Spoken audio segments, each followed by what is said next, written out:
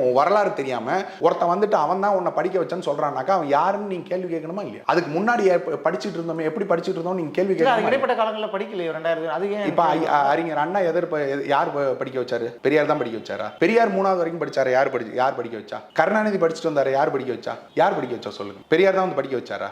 பெரியார் படிக்க வச்சாருன்னு சொன்னா சொல்லணும்ல. பச்சையப்பா கல்லூரி யார் கட்டினது? பெரியார் கட்டினாரா? இல்ல அவர் கட்டி இங்க படிக்க வச்ச, இலவசமாக படிக்க வச்ச நபர்கள் யார் சொல்லுங்க. பெரியார் ஒரு கல்விக்கூடம் கட்டி, ஒரு பள்ளிக்கூடமோ இல்ல கல்லூரியோ கட்டி இலவசமா படிக்க வச்சுட்டாருங்க. இத்தனை பேர் சொல்லுங்க யாராவது. பெரியார் தான் படிக்க வச்சாருன்னு சொன்னா அது எப்படிங்க நம்புறீங்க?